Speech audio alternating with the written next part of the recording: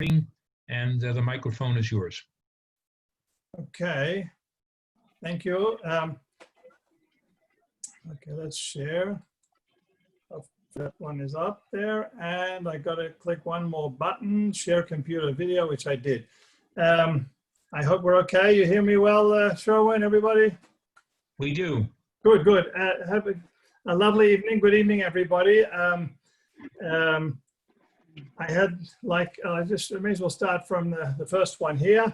As a typical second generationer, as you can see, that's my sister's marriage and my bar mitzvah there.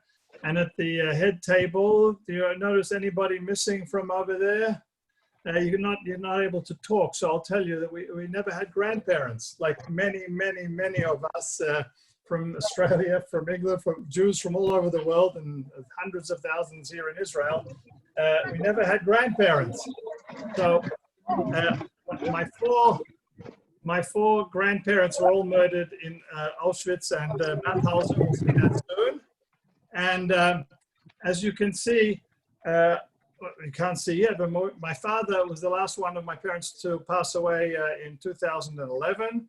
And I spent that whole Shiva year saying, who were my great-grandparents? I don't have grandparents, but they had grandparents. I only knew of one out of the 8. We only have 8 great-grandparents. And we had a few photos to start off with. And here is one photo which we had. Was her name is Rovert Vasl, but Vasl really means comes from the word Wiesel, and I'll tell you about that later on. Hopefully, he saved his life by changing his name on the spot on a Nazi train being escorted, and that's why I'm Vasl. But we're Eli Wiesel, and you'll see our distant cousin Eli Wiesel at the end as well. It's the same area of the world, and you'll see that as well soon. But I did have one photo that somebody brought my father by surprise. And that's my great-grandfather at the Matzeh Stellen of my great-grandmother, Reza, as you can see over there. He was Eliezer Wiesel. And my father's parents are standing next to them. This is in 1932. And I knew that was in Khost. And that's most of his siblings. And that's what I had to start off with. And I went from there. The area we're talking about is in the circle, in the, what's that? In the oval shape over there. And that's the area between, it's called Marmorosh, a lot of it is in there. And then there's Uzhgorod or Ungvar, as you'll get to hear soon. And other famous cities we'll see soon. And this is Czech on the left, Slovakia. And then they had the Carpathian Mountains or the Karpat. It's called many names today, depends who's calling it what. And that's on the right. And here we have some famous cities that you may have heard of. On the top right, we have Ungvar, Munkach, Berecsas, Khost, Siget, where Eli Wiesel comes from. On the left is Koshitz, and just a little up from there is Belz. And that's the area we're talking about. In Ungvar, once again, in Ungvar, you can see that's the top on the right, the arrow there in Ungvar. And is where my mother was from. My mother is on the left. That's her brother in the middle, and his wife on the right there. And life was very, very good in Czechoslovakia. That was Czechoslovakia before the war. And they didn't, and you'll hear more about that in a minute. My father was from Khost. The other city was about 100 kilometers away. And that's him in the Czech army. He said they didn't know what a Jew was, what a Gentile was. Everything was good. And that's his sister in the middle there. In his road, he said that he used to live in Khost, in Rehov Schmidt number 6, Schmidt Utzor number 6. And that's my aunt who just passed away next to me in the insert over there. And that is the restaurant on top of her head there. That's the balcony. We will get to there soon. So again, a couple more happy scenes from before the war. These are our aunts and cousins, and most of them perished. And our fathers used to go to Cheder with the lantern in the morning. This is a bit of tongue-in-cheek over here. They said they used to go in the dark with the paper lantern and in the snow every morning to Cheder, and then they went to the school after that. Here is their home in Khost, and we'll get and I went looking for these hexagonal balcony forms. You can see them on the right and the left. That's his sister Shari, and that's my father on the balcony. And you'll see all of us on that same balcony. Nothing has changed. In fact, it looks a lot worse today. And that's my father's parents, together with his sister and brother. And the sister is over here with her husband and young daughter, was about 4 or 5, when they all went to Auschwitz on the same day, June of, it was probably June in 1944, of course. And she, my aunt, was told by the selector in Auschwitz, say, give that young girl to your old mother, my 52-year-old grandmother, and you go the other side. She says, no, I'm going with my child. And she went with her child to the gas chambers. Okay, this is my uncle. He was a very, he was the gutsy one in the family. He ran to Prague, and then he even got out of Czechoslovakia using a Nazi passport that said Alexander Wiesel. This is a very Jewish name there. Okay, now there, my father's youngest brother was murdered in the Hungarian labor camps. We'll hear about that in a few minutes as well. And many photos, they both, my father and my mother, went back to their respective cities after the war, and they were able to collect some photos and get out of there before we kill you. And these are the photos of my father's youngest brother, Michael, and he had a very blonde-looking friend, and his name was Shlomi Khan. I found from just, a couple of years ago, and he had just passed away, and that's his wife who came to see me in my home, and daughter, and they'd never seen any photos from before the war as well. They went to live in Brazil. Okay, here are the other young men of Khost. And this is of my uncle in the middle over there, Uncle Michael. Maybe afterwards we'll hear from Dr. Sigovich as to what it must have been. The Gentile school where they went in the afternoon. This is my father. Obviously, from this I knew that it was on the 2nd floor, and on the top of the mountain there is the castle that they used to go walk up on Shabbos afternoon, which we did too as well. This is the young people of Khost, again, before the war. And a lot of these people survived. Some of them, not a lot, some of them survived. And when I gave this lecture in Sydney, someone said, that's my mother. And then I went to see her the next day. I knew of her, but I didn't know that thank God she's still alive. And she's over there. Okay, then everything went for much worse, and they went to the Hungarian labor, I don't want to use the word camp even, but they went to the Hungarian labor forces where 90% did not return. I've just read some horrible books about the times over there. Here they're all smiling with spades and this and that. And there they are again. And my father knew some of these people later on as well. And here is somebody, my father is on the 2nd row from the bottom, and 2 from him is Mr. Gallandau. If anybody was from Australia, David Wallace, that's Mr. Gallandau who catered my bar mitzvah. That's me and my bar mitzvah over there as well. These are the 100,000 Jews who were sent to Auschwitz from that area, just our area alone. And like I said, less than 10% came back. Yeah, so Khost, you can see in the middle there, is 3 transports, May the 24th, 26th, and 4th, and June the 2nd and June the 6th. And these were from all the surrounded villages. They went to the ghettos and they were sent there. Another city of interest to me at the moment is Ungvar, my mother's city. There were also 5 transports out of there. 10,000 and 16,000 Jews went to there. And this was from the very famous Auschwitz album that I have. And as you can see, this is the selection of the people from our area. These were the photos taken of the people from our area. And the women and children, the one who didn't want to depart from the children went straight to the gas chambers. And these are women from Ungvar. In the book, they name each one. My mother was probably one of these. She survived. She was only 19 when she went in, but she did survive. This is just something from the internet. Okay, these are the old and sick people, like my grandfather. He had just had a stroke. He was, thrown off the train. They said, just wait here, we'll take care of you. And look, he was embarrassed because they took his beard off, this poor old Jew there. minutes before. And there was no room in the gas chambers that day, so they had them waiting in the forest nearby. And they said, just wait a few minutes and we'll have you and your belongings all together. And look at this poor kid playing with a flower minutes before he died. Okay, that's enough Shoah business. We're all very, very familiar with it. Now, when we first went into the area, we'll get to how we got there in a minute. But the first city that we went to is Berexas, or Berhove today is called.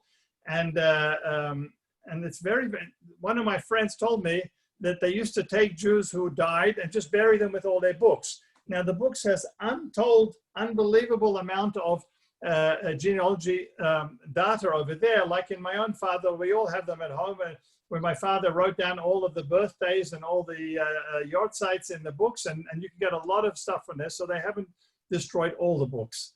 Okay, now I knew I had 4 sets of great-grandparents to find. 2 of my father's parents' family and 2 of my mother's parents' family. So I knew I had to get the Wiesels from Chust. The Ehrenfeld, my father's mother's family, were from Hungary. And the Bergers were from Uzhgorod, my mother's family. She always says, Ich bin a Bas Koyenter, I'm the daughter of a Kohen. And I knew that my mother's maiden name was, my mother's maiden name was Marmorstein. Not Mermelstein, Marmorstein, although it's the same. The grandmothers were Hungarian and my grandfathers were Czech. So let's start off with the Wiesels from Chust. It's a very good starting point there. There was a Mishlachat from Israel that went there, and that's how I got onto all of this information there. Let me just see which is here. 1 second. Okay. Now, there was a Mishlachat that went out there to this area of Chust, and they came back with photos. This is from a book of a person who's just recently deceased there as well. He got together with somebody else and he mapped out all the houses in the Jewish area of Chust. And so we have the names, and our Wiesel, our family restaurant, was on the 2nd floor of Schmidt Street, Schmidt Utzel, like I said before. And today, as you can see in Google Maps, it hasn't changed much at all. Okay, now when we go to everybody had documents in there after the war. That was life and death on your documents. So my father's birth certificate is really a facsimile, a field-by-field tracing of what was on his original birth certificate. And that's all we had to go by then. And it said there that Wiesel Samuel, my grandfather, I'm named after him, Shmuel Shmalka Shloime, he had signed on the original document. So now we go to our friends over there, and one of them is listening in now, Bela. He lives in Ungvar, and he's been our wonderful guide. And you can get into the books. They have these registries. We'll see what they look like later on, but this is what the registry from 1914 to 1919. And we look for my father, who passed away, who was born in 1915. And sure enough, it says there that Victor, a boy, Israelite, is a Jewish boy. He was born on the 3rd of May, 1915, registered on the 11th of May. And his father was Wiesel Samuel, who was in the industry, whatever. He worked in an office somewhere taking care of businesses. And his wife, my grandmother, who's in the photo here, is Frida. And they lived in Chust. She was 21, he was 26. And for me, this is the most exciting thing forever. In 2012, when I first got my grandfather's signature on my father's birth certificate. So, you know, he didn't leave us any sforim, any videos, anything, but all I have is his signature, which to me meant so much and was very, very exciting. And soon we'll see many more that I've managed to accumulate. So we went to Chust, and there are many famous Rabbonim over there, and you must have heard of some of these names. Rabbonim Dushinsky are buried in Israel. They came on Aliyah. And then there's the Yoshia Greenwald, and the Maharam Schick, and all these and that. And my father actually saw the Yoshia Greenwald who survived Auschwitz. And he said, Shia, he told him, he said, don't you dare say my name because they'll think I'm important. They'll kill me straight away. Sorry?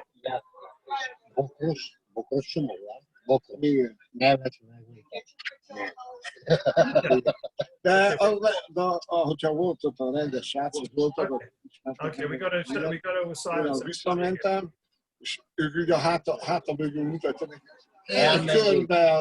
You want to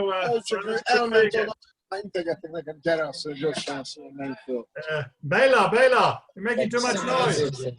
Bela. Thank you. Okay. Now you hear me though, right? Good. Thank you. Hey, Robert, my grandma is trying to say something. I'm sorry. Go ahead. Oh, I'm sorry. Please.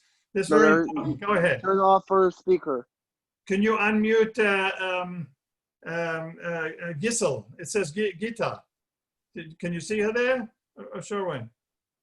Gita. Do you have a Gita over there? Sure, when. Oh, sorry. I'm trying to find her. I'm sorry. Yeah. She's from Khost. And we'll see her very soon. You can continue to find her. We'll show you in the video soon. Gita has to unmute herself, Robert. Okay. Can you do that, David? You can unmute her. Yeah, sure. I'll do it. Okay. I'll continue because we'll see Gita in some of the videos in a few minutes. Okay. So there was a contingency of Israelis who came and took photos from that area there. I think the Ben Tzvi put it together there, and they got some money there. And I finally asked them, hey, did you see this razor over there? And we're talking now just in the next 30 seconds, but this took months. And she sent me her CD, and we found the razor. I said, listen, do we have luck that my great-grandfather was buried next to her maybe? Maybe he had the luck to die before the Shoah so he wouldn't see what happened. I said, no, they didn't bury women next to men. I said, in the end, if you look to the left of Reza is Eliezer Alter, and that's him, all right. I'll show you his picture now in a minute. They did. Maybe it's set back half a foot, as you can see. Maybe that's how they did women and men together. I'm not sure. Okay, so there it is there. Here, now she's on. Okay, Gita, we'll show you in a few minutes. We'll have you in the video, and then you can comment about Khost, please. Yeah. Yes. Okay, you'll see yourself in a minute here. So that's my great-grandparents. That's Eliezer Alter, and that's how I know his full name is Alter. You see how he spelled it in Yiddish. And underneath that, they have Ben Reb Yechiel, Michael, it's not Michael, it's Michael in Yiddish, Halevi Wiesel, with a lot of ayins in the middle. And that's my great-grandmother on the right there. And that was today versus 1934. Now, it says over there that he was born in a small village called my great-grandfather in Ruskapol. You see that Ruskapol over there, and I know who his parents are. Mechel, my great-great-grandfathers we saw on the cover was that, and I have my great-great-grandmother's name is Dorita Dori, who my aunt is named after as well, and Bela, who is listening as well, also provided me the fact that with the census from 1921, that he had a soda water factory, which confirmed what my father always told me. We used to laugh. He said, my great-grandfather had a soda water factory. He did indeed. And that's my great-grandmother's family on the bottom. She lived to 69. He lived till 76. That was grand ages in those days. And here is the census from 1921, which tells you the occupants of my great-grandparents' house. My grandparents had already married, and many of the people had left the house there. But some of my aunt Beji wasn't still at home, and my aunt Suri was already gone from the house. Here we are in Urmetzel, Ruskapol, where my great-grandfather was born. And here we have the cemetery. This is what most of the cemeteries in the area look like in the villages, guys. This is where we had to go and get bitten to, you only have to go to these areas straight after the winter where there's no growth. It's all dead after the winter. You go in the summer, you get bitten to death by mosquitoes. In the winter, it's freezing, of course, and probably full of snow. But that's what it looks like over there in Ruskapol. We looked for Wiesels and we had no success over there, finding my great-great-grandfather until today. Okay, then it said that my grandparents were all born in a small town next to, everybody starts off very far away and they end up in the big cities, right? So this is the next generation of my grandparents were born in something called Valyatin, which is right next to there, and we looked for Vasls over there with no success, but we did have a lot of success. You'll soon see. Here we are, 4 trips back to the area, and all my children, all my father's grandchildren have been there in 4, me and my sister and everybody, and now we found another one. Have a look at this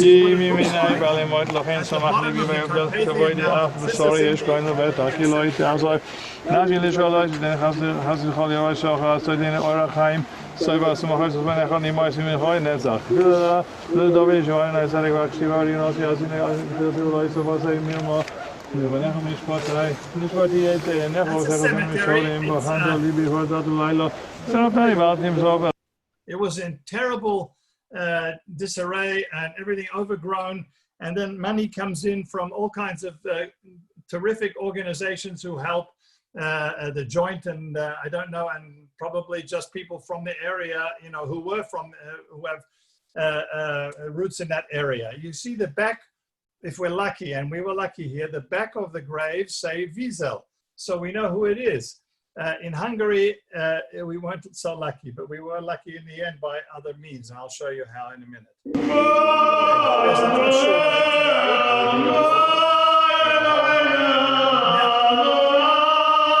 That shul was the only one that is preserved, and the Jews did not let the Russians, who did a horrible job, who did an excellent job of making Yiddishkeit go away in Russia over the since 1917 till today, but they did not let the last shul turn into something else. There are many Sforim there today. I assume that the best ones have been stolen already, but it's just very sad to see it over there. Now, when we were there the first time in 2012, David, can you see yourself in the back there? Yeah, that's when we went over there. That's the Rosh HaKul on the left. That's his father, Mr. Katz. He's the last one to have tefillin in Chust. That's the Beis HaMedrash, of course, where there's no, like many of the cities all over the world in diaspora, they daven in the Beis HaMedrash because the shul, there's nobody to put in the shuls anymore, and that's their aliyah list on the right over there. There's not too many people to call up, and most of the people did not come back to Chust. The very few that survived, they left. Only one person came back, and we'll see him soon. This is my parents' house and restaurant. And that's me playing the tikva in the library. It's the library today. A bit corny, but I felt like it. They were very friendly. Nobody's scared that you're going to take the house away from them. It's been nationalized twice already by the Russians, by the Hungarians, by the Russians, and by the Ukrainians. And if you tell them that you're there to see the house, they say, please come in. They're not worried at all. And it's not, and I didn't see any anti-Semitism, not in Hungary and not in Ukraine.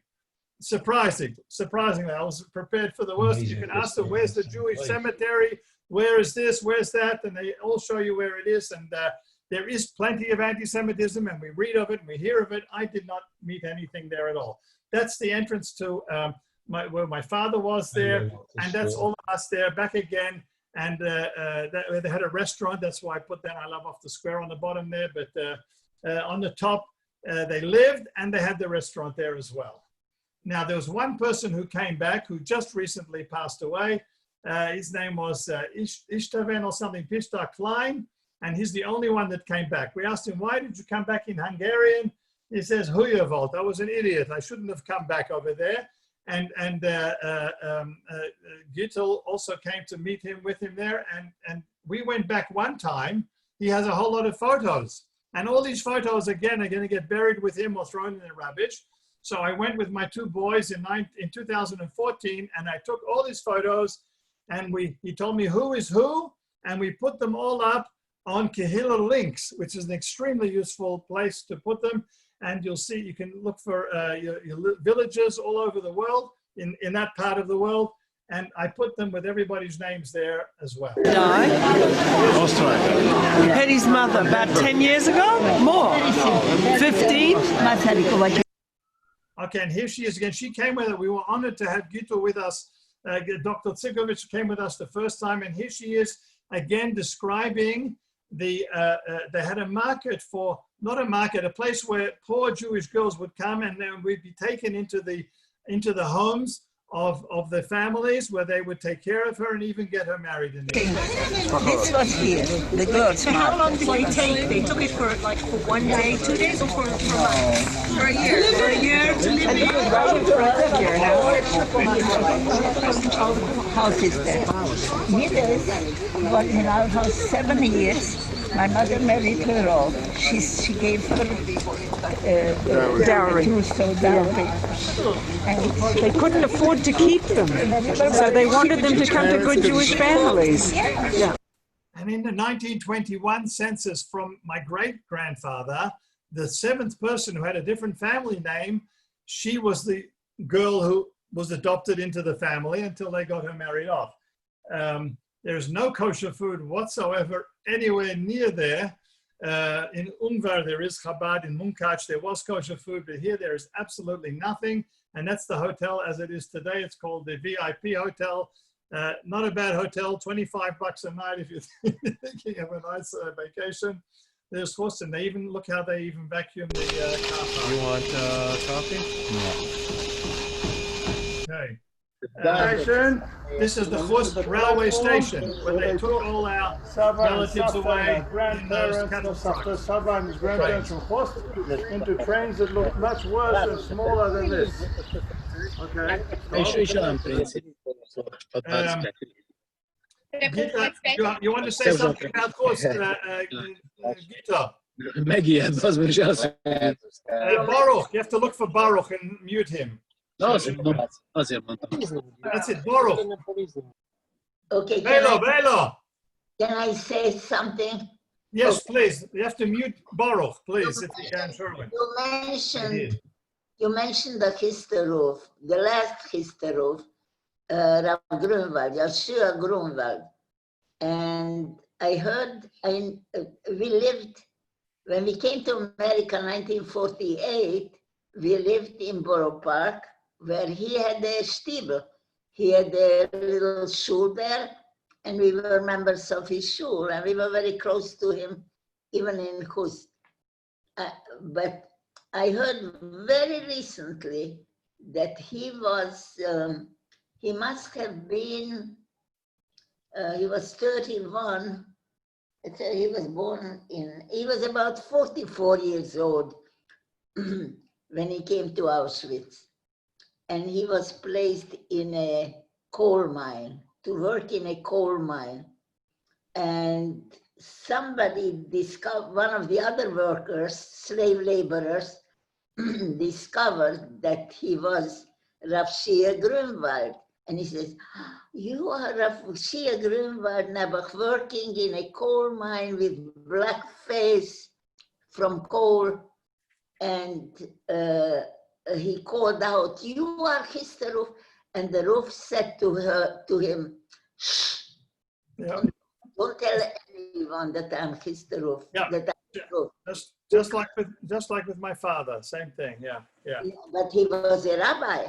He was the chief rabbi of Kostov. Yes. 8,000 Jews.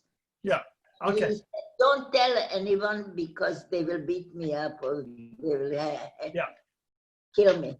Thank you. Okay. Thank you. I'll tell you in a minute. He went to Mauthausen. This is in Menchel's book. His whole story is there. He went, like my grandfather, to Mauthausen, and I'll tell you that. That's where the mines were, in Melk. It's called Melk. Okay, here we went looking for graves. The one on the right is Kohanim because they put their hands up, as you know.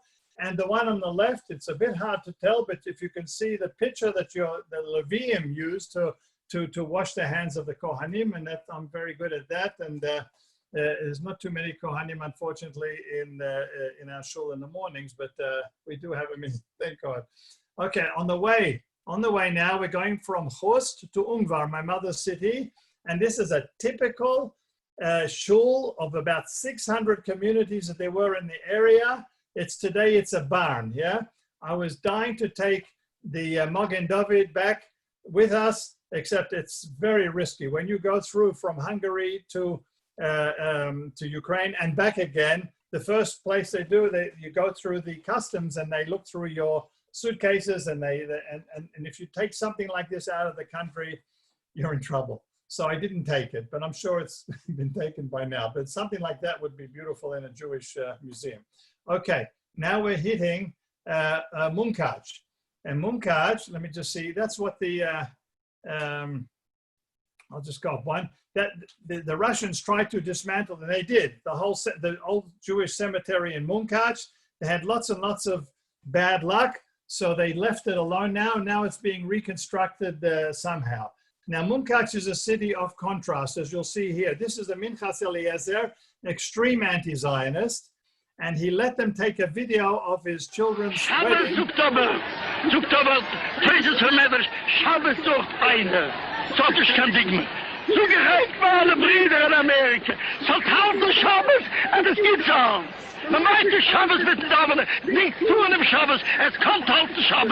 He heard that the Jews in America weren't keeping Shabbos. So he let them film his daughter's wedding. And this is the son-in-law that actually came to Israel, and he was called the Tzioni one. And look at the contrast now, other people in Munkach.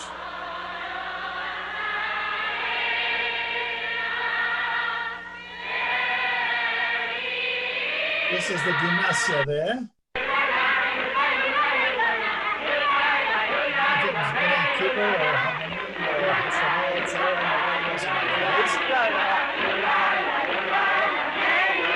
All in Munkach. You know what's shocking? And then we came to our first kosher food. Here we are in Munkach having breakfast. They have a soup kitchen there for poor people. It's a parva and fleischiks for lunch. We had some kosher food, which we now the shocking thing about Munkach, of course, is all the young people and all the old people in all those videos. 90% of them were murdered in the Shoah. Okay, if any of you know a little bit of Hebrew, the bottom right word says the Nishiyut, the Admor Munkach instead of Nishiyut. Yeah. How many Jews live there today? Sorry. How many Jews live there today? Today, no, just enough for a soup kitchen. The shocking thing I'll show you now here. This is their Beis HaMedrash over there. And they still come to do their weddings and bar mitzvahs there in this, I don't want to say Eretz Tme'ah, the land is soaking with Jewish blood. And they still come, the Hasidim, to do their bar mitzvahs here in this shul here, right here. So there's a few Jews there now, and not many, Koshi a million, I think. You don't see, but sometimes they come with all their streimels and everything else to do their bar mitzvahs and weddings and everything else there. Which is no, but you said at the beginning that there's a Chabad there. No, not in Munkach. I'll show you Chabad in a minute. Oh. Okay. Now with the burgers from Uzgar. That's my mother on the left. My father in the middle. He worked for UNRWA after the war. He was in Auschwitz as well. And his sister, Dori, on the right was also in Auschwitz. And he worked for UNRWA, and someone made a shidduch. After 48 hours, he married my mother. And she was from Uzgorod, Ungvar. Of course, Ungvar and Uzgorod are just Hebrew and Ukrainian for the same word. Means and the same thing here with the signature of my grandfather. And we go into the birth registry. My mother was born in 1925, 10 years of difference. And there's my grandfather's signature. That's my grandmother. And it says that Marmorstein, Cecilia, was my grandmother, and Samuel, or is that Samuel Berger, and my mother was Anushka. She was Agi in Hungarian. And the most important thing here is, apart from the signature, of course, is Druget number 6. That's the name of the road. Now I know where my mother lived. So our friend Bela, who lives there, he found the house for us. They're all called different names now, but you can find out what the names were in those days. And my mother was extremely pedantic, and to see the people and the state of her house today, and it looks exactly the same photos as before as now. I'll show you the house in a moment. I would look for my grandfather on Yad Vashem. Yad Vashem was not that helpful for me in this case. In many cases, they're not very helpful with much at all, but all right, I'm not going to knock them now, but I'm happy for you to take my email afterwards and then be in touch with me. All right, it says that Berger Samuel, my grandfather from Umvar, he went from here, it says he went to Mauthausen. You see that in the middle line over there. Now that's the same place where Shia Grünwald went. Shia Grünwald, who was older, my grandfather was 52. He was a butcher, so he should have been sent also to the gas chamber because he was strong. And a butcher, he made it to Mauthausen, but it says the reason why he was deported. You can write to Mauthausen and they'll send you whatever they have on them. Unfortunately, they don't have a photo. They did have a photo, it was all destroyed. You see that he was born in 1892, in 44 he was 52, but he was very strong as a butcher. So they sent him to Mauthausen, where he died a couple of weeks later in Milk, in the mines where Shia Grünwald was. But Shia Grünwald had help, fortunately, because he was a Rebbe. But my grandfather died. I think that's his photo on top. That's my guess. I don't have much more than that. That's my mother on the bottom there. And now I know what happened to him. And that was I got from the Mauthausen, which is in Austria, near the capital city there. And over here we have the bottom in ancestry.com. It says that Berger, Samuel, born here, died then. And these are the people that died in Mauthausen from Ungvar. Yeah. Now we go to Ungvar, and the Life magazine put out one of many, many articles by Margaret Burke-White, who was a very famous photographer. And we found again where my grandfather's butcher shop there. See there on the wall, it says Berger Samuel Mesaros. In Hungarian means butcher.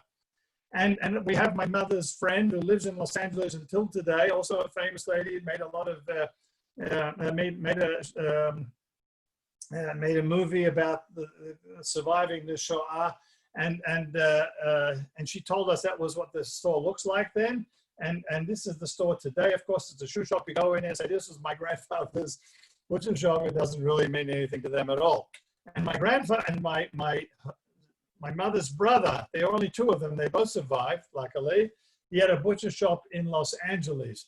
And that's my uncle. And there you are. And that's my poor mother. That's her house then. That's her on the right with her brother on the left with her brother on top of them. That's us the first time we were there. And these gypsies live in the house today. You give them a few pennies and they'll show you the house with pleasure. And there we are again. And I always wanted to bring back the door. Yeah, the door that's in the top left photo over there. Wendy, my wife, would never let me bring that door into the house. So that was the end of that. But it meant a lot to me, the door. Okay.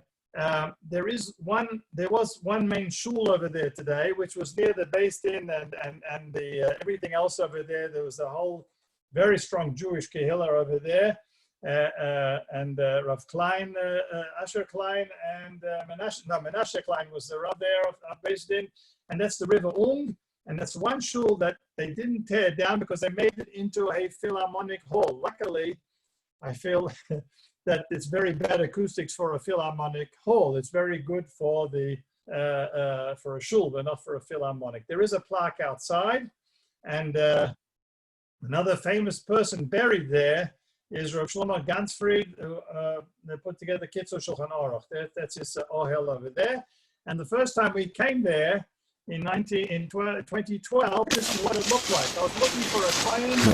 Searching for graves. This is definitely one of the stranger things I've ever done. A lot of pricklies. Ow! There's a Beit Chabad there. We talked about Beit Chabad before. Here's the Beit Chabad, Rabbi Wilhelm there. And then my granddaughter went in the morning to do some Chol of Yisrael for them. They're very makpid on that, of course. And that's Rabbi Wilhelm sitting next to me. And that's my nephew and brother-in-law and my daughter and my granddaughter. And we went there in 2017, I think I was there. There we are with the milk. And that's the Beit Chabad. They have a beautiful shul there. And they get together a minyan, I think, until Corona, like most of us. They had a nice minyan over there. Now, this Rabbi Wilhelm from the shul there in Uzhgorod, he looked up. I went twice I didn't find it. The third time he said, look, I said, can you help me look up Berger Kohen? So he looked up in the Chevra Kedisha, and sure enough, he found there was Rav Hirsch Berger Tzvi Ben Gedalia Aryeh Cohen, who died 1934, Hermann Berger in Reznik. Reznik is a what? A butcher in Czech. And Uzhgorod, and what's the address? Bruget number 6. In other words, the same address as my mother's birth certificate. So, and now we have, of course, his parents, Gedalia and Etta, etc., etc. And then we go to the cemetery, and and the rabbi tells me he's buried there, and she's next to him. So there is his wife, Emma, Mama.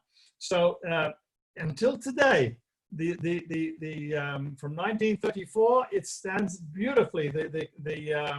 The grave. I didn't find it in the first 2 times I was there, and you see the hand for the Kohen on top, Tzvi, and the empty one, because she died, my great-grandmother, in 1940, Tashag, 1943.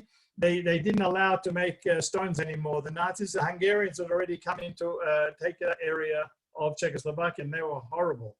And this is well known. So I put up a double grave there with the names of my grandparents who were murdered as well.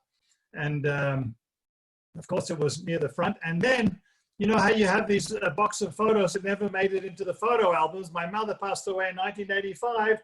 I was looking through the photos, and sure enough, there was the photo of Tzvi Berger. It said there from 1982. How we got it, I don't know. And it's just mind-boggling. That would have saved so much time and effort looking for burgers there. But here we have it. There we are. We've been back a few times since then. There's a couple on bottom right is where we didn't find it, and now we did find it. And here we are last time. Yeah. That's what it looks like now. Well taken care of. It's all been cut down and well groomed, and lots of nice people take care of the cemetery. There's my mother's school in Uzhgorod. It wasn't the gymnasia. This was the general school there, and I asked our friend Bela to look up her grades for me, because they have them all in the area and you can actually get your mother's grades from school in those days. Okay, there's one tiny little stone outside on the outskirts of Uzhgorod saying, that's it. This is for our neighbors, the Jews who didn't come back. That's it. So, you know, apart from on the shul, they had something there as well. Okay, now I'm looking for my mother's mother's family. And I knew from my mother's cousin that there she is on the bottom right over there. She found her grandparents as well, and we knew from her immigration papers to America that my mother's cousin had a city called Lonya. You can see over there. So and then from Jewish Gen, you can get quite a lot as well. And it said that the Marmorstein Cyril. I know my mother is Cyril because my sister is Cyril. And my grandmother was Cyril. She was born. It could have been one of 2 families of them as well. So here we go on the way, just crossing back into the border from Ukraine into Hungary.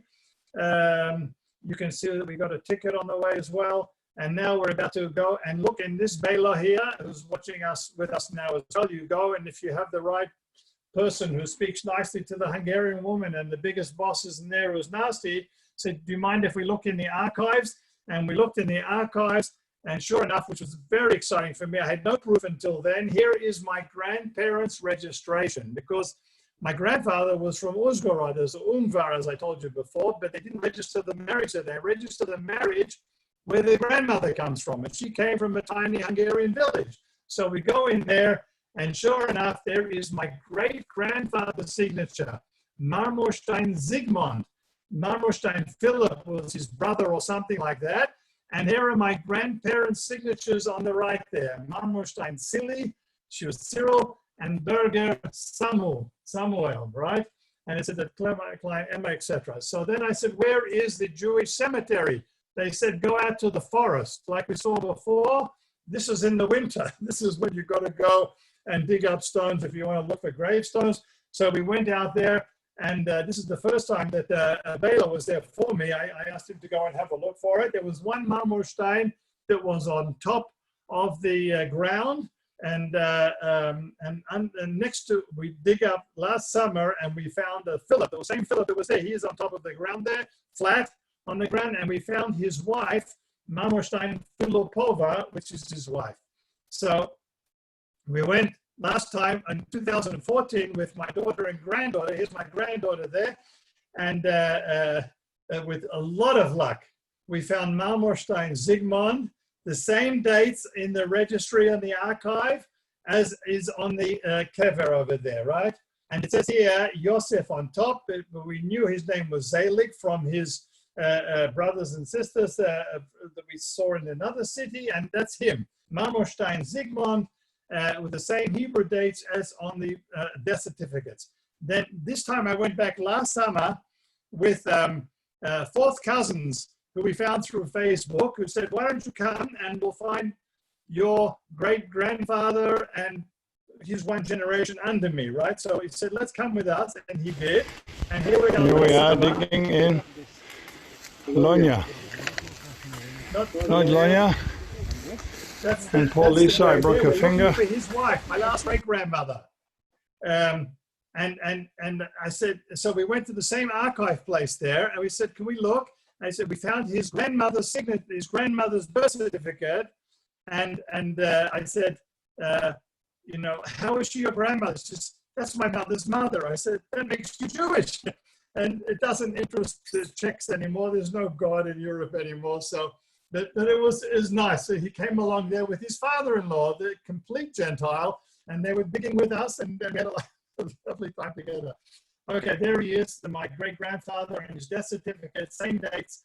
And my great-grandmother, unfortunately, we have her death certificate over there, Esther Rosenberg Marmorstein. And we found a lot of Isha Chashuva and Eshet Chayil, but we didn't find her name. So it wasn't perfect, but we did find some interesting graves that hopefully will be helpful for the next person who comes along and has a look there. There's somebody called Marshall Katz, who is an American whose grandparents were from there. He goes around and with Bela, and he took photos of 600 cemeteries, and they've put them, got people to translate them, transliterate them. He doesn't know Hebrew. And he's put them all up on Kehillah links, and you can check all these graves, all these cemeteries by name, which is just a magnificent project he did. And he's just it's a fantastic fellow, Marshall Katz. Okay, we saw that. Okay, now we're looking in for my great-grandfather. I knew that he was from some small village between Debrecen and Khust, just before the border. And here it is on Google Maps. And this is how I found the city, more or less, and the marriage certificate of my great-grandparents, Ehrenfeld Farkas and Gelberman Julia was my great-grandmother. You come to the little village and you get to the, if you want a key, it says go to Temeto Utzah, the cemetery. Imagine living on Cemetery Road number 15. And the little girl from Cemetery Road number 15 comes along with the key and she opens it up, and it's a well-kept cemetery with only about 10 or 15 graves. Now I know my father got his name, Ze'ev, from that grandfather, the one that's buried there. And my father was born in 1915. So we're looking for a Ze'ev from 1914. And sure enough, there was one Ze'ev, no name on the back. Now think that there was one Ze'ev ben Moshe who died on the first day of Pesach, Tarad, 1914. And that's him, obviously. That's why we came back 4 times. But you will see soon his registration. That's a peeking hole for Kohanim on the side there. And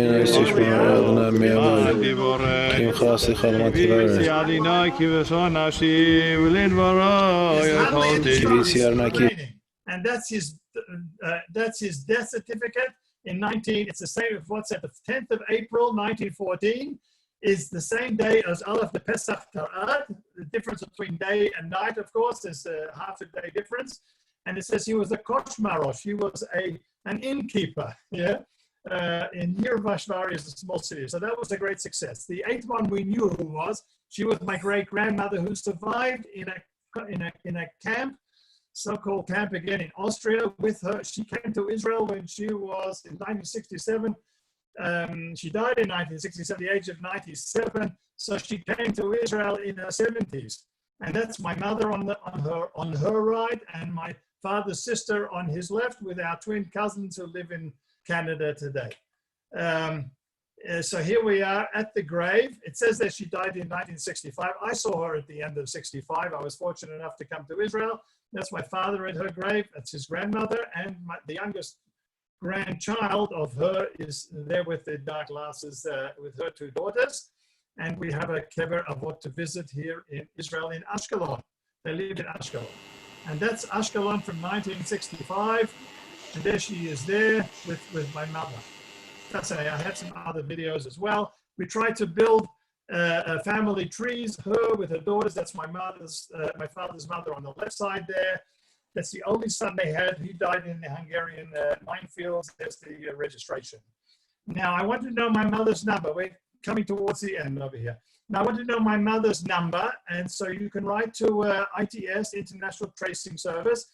And they told me my mother's number on her arm was 825470. My father didn't have one because he was only in Auschwitz for 6 weeks.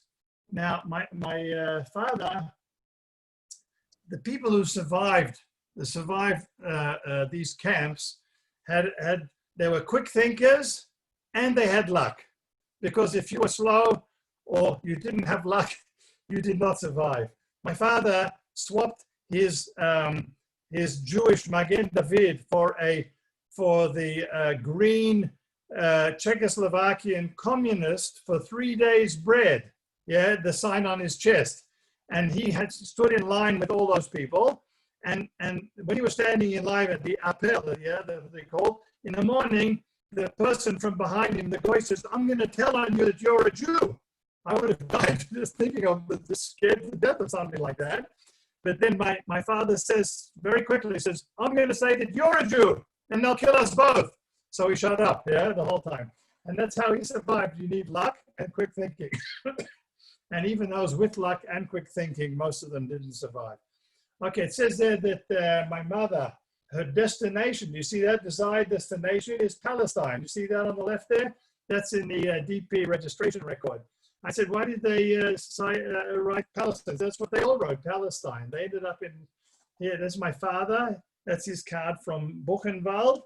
And when I went to Yad Vashem, and they gave me his whole record from Buchenwald, they said there are 2 letters on the bottom of his card.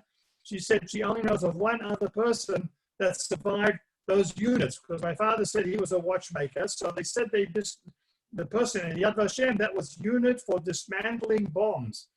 And he never told us about that because he said those 2 letters are very telltale, and he never told us about that, so I don't know anything more than that. Okay, this Yad Vashem has all of these testimony. I put in quite a lot myself. I found a lot there as well. As you know, you can have, and then Jewish Gen Family Finder is very important. People do contact you. Had I known Jewish Gen, my grandparents' graves were there anyway. Have a look at them on the bottom right. It didn't look very good, but that's how it was then. We are descendants of the Torah Zahav, of the Taz, and we're trying to fill up the visas all the way up there, and we're trying very hard. After the war, my parents went to Paris for 6 years, where my father was working as a mashgiach in the Jewish restaurant over there because they worked on Shabbos over there. He did not want to, he couldn't work on Shabbos. On the left is their marriage day. That was my mother's wedding. Wedding outfit. Here's my father. My luck was that I never didn't believe that I will die. They will kill me. I wanted to survive and to see what will happen to the Germans. So, you know, I believe that Germany won't exist anymore. And I always wanted to survive. I didn't believe that I will die. And if I survive, always dreaming and thinking, I will go very, very far away with the family, with the wife, and I will take another 10 Jews somewhere to an island far away from the world. Nobody should know that we are Jews, only between ourselves. That was my dream always. So I can tell you, I never wanted to come to Palestine. You never wanted to come? Like I said, I was scared between Jews to be. But 1968 I felt, yes, I am a Jew, I'm a Zionist.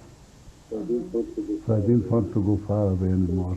Okay. That's very moving. That's his Yad Vashem movie that he made in 1999. My dad, and those of you who heard it, he said, if you didn't hear it, he said he wanted to, he never wanted to come to Palestine. He was scared to be where all the Jews are concentrated again.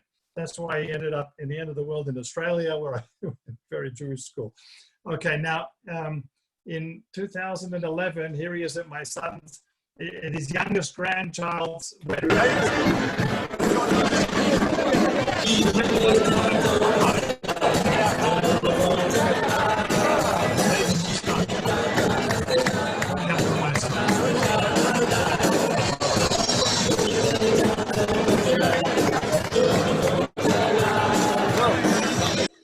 That was 2 weeks before Rosh Hashanah, and he came to us for Rosh Hashanah, sat on the bed, and died sitting on the bed, just like that, at the age of 96.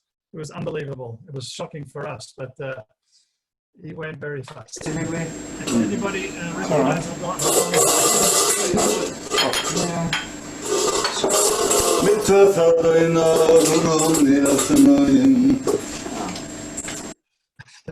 Okay. This is my mother passed away in 1985. Just so sorry we couldn't ask her anything. Okay, they didn't. None of our parents talked, of course, till the mid 70s at least. That's my sister's family. And here's Ellie Wiesel.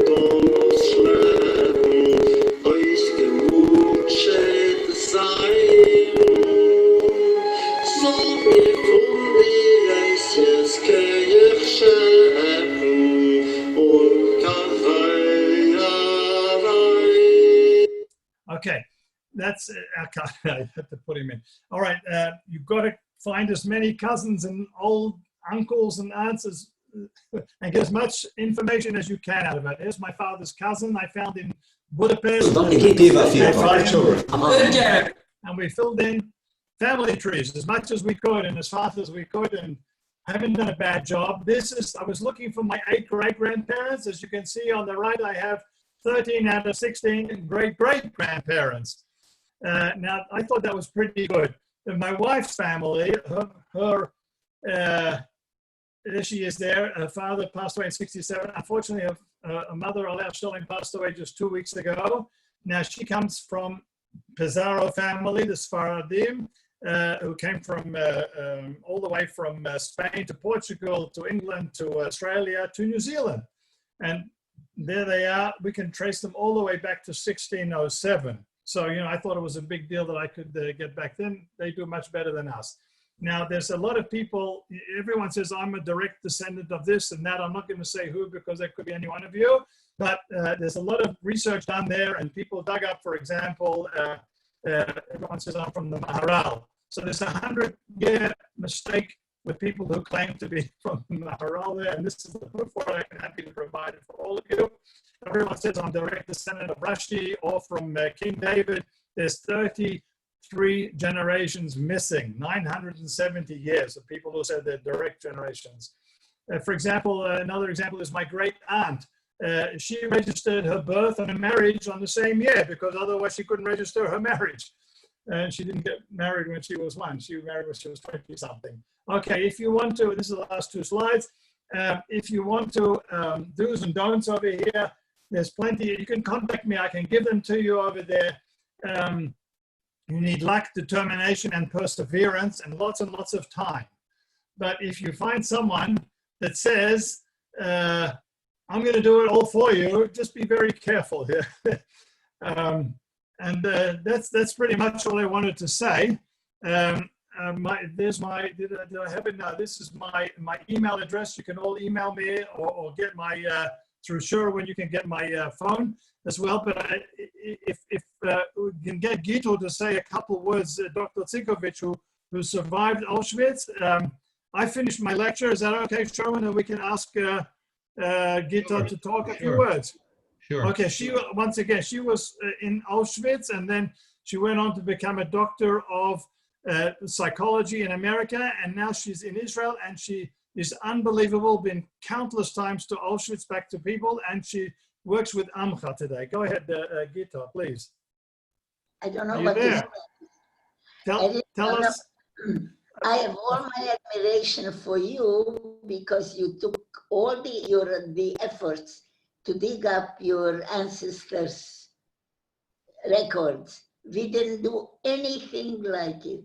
All we know, my father was also he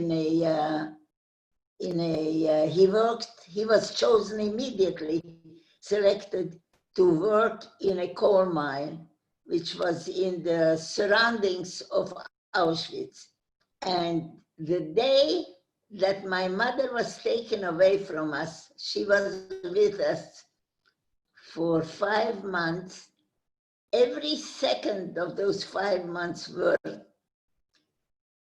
terrible for us because she was at risk every second of her life in Auschwitz. You had 3 sisters. Pardon?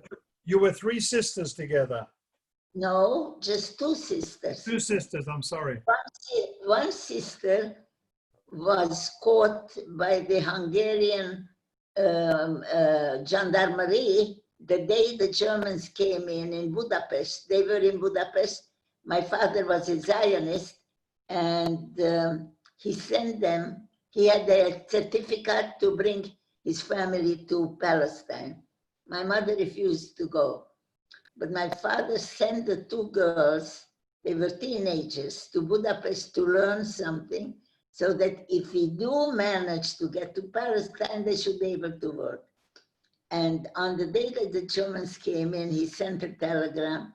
It was 3 weeks before Pesach. And he sent a telegram, come home for Pesach right away. And they said, we're coming. And Etu, my oldest sister, went to the railway station in Budapest, where other people were there also inquiring about the state of the trains, whether she can go home tomorrow. And the police came and took all of those Jewish people to a concentration camp in Hungary that was waiting for the Jews. And the place's name was Kistarcha. And so she never saw my father again. And she went to Auschwitz alone. And there's a lot of stories. If anybody is interested in the Shoah of Hust, of all the Hust population, I'll be glad to answer questions. I just discovered now, somebody wrote an article about me in a Haredi newspaper, and I got a lot of feedback. People who called me to say, do you know this one from Hust? And I discovered the family to whom we were very close. And these are first generation, they weren't in Auschwitz. Anyway, that's all I have to say, but thank you very much. You know, I just want to tell you, Rabbi, that your presentation was very good, wonderful. You had many more pictures to show, and it was very interesting, very interesting. Thank you very much. Thank you. Okay, Robert, thank you very much. Appreciate your spending time with us tonight. And it's an honor to have you with us in the congregation. And I hope that everybody online appreciated your taking the time, and I'm sure found the presentation quite interesting. So thanks to you, and thanks to Gita and all of those of you who participated. Thank you, Robert. This evening. Shoni, Yes. bring your mother over to me. I'd love Okay.